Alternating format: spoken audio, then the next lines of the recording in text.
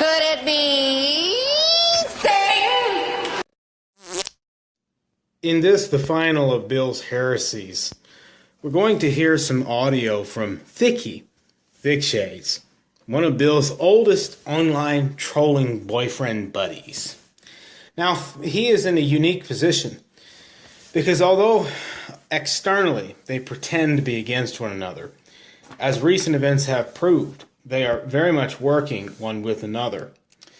And well, with Vicky, you never know if a nylon brush is a nylon brush or a brass brush is a brass brush because things are constantly changing and different. But he is in a superb position to declare what Bill believes or disbelieves. You'll now hear some audio from Vicky as it pertains to Bill's partial King James Onlyism, in that he thinks that the authorized version or King James version is God's preserved word, saying that your ink and paper is where God preserved his word. You are so wrong. You are so wrong. You wrong. Making your own Bible, saying that KJV is the preserved word, whatever crap. I mean, what the heck, you crappo? Nothing but heresy.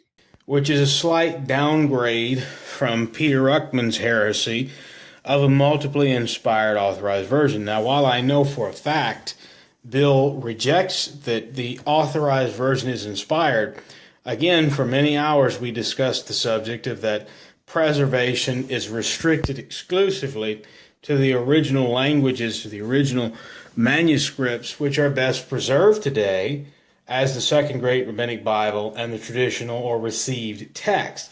I'm no enemy of the authorized version. I've read it 21 times in about 5 or 6 years, exclusively. I love the authorized version. I don't understand why people say it's so difficult to read when I have no more than a special education background. I can read it just fine. But for Bill to say this shows that he'll compromise his bibliology. It's also a problem because, again, when the Bible speaks of preservation, such as in Psalm 12, the words of the Lord are pure words, as silver tried in the first verse, purified 7 times. It does not say, thou shalt keep the King James Version. It says, thou shalt keep them. Thou shalt preserve them, the words, O Lord, from this generation forever.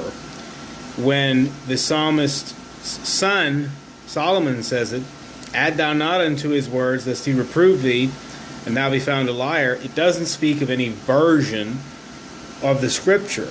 No translation is inspired or preserved because it's a translation of the preservation of the inspired Bible. For Bill to do that is unacceptable, especially considering his former affiliations in charismatic circles where inspiration is a continuing thing.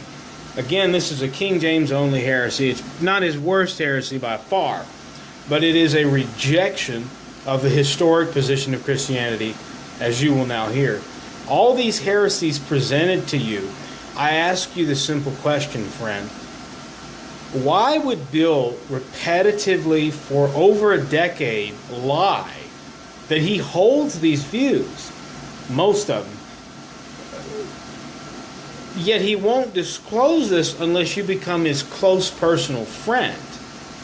Why has he been lying to you free gracers, to me, to Sin City Preacher, to Thick Shades, to a deluge of people, including his own inner sanctum of Ted B., Scripture Unbroken, Living in Grace, Merle Hanna, Wendy Mitchell, Standard Bearer, Wayne Crook, and he's not really part of that, but he's been around a while with Bill. You know, why is he lying to these people in his circle? Because most of those people may know about it, but even some of them didn't. You have to be Bill's personal friend, as I once was, to ascertain this. I ask you, why all the lying from Bill? Where do you ever find that in the Scriptures? I don't.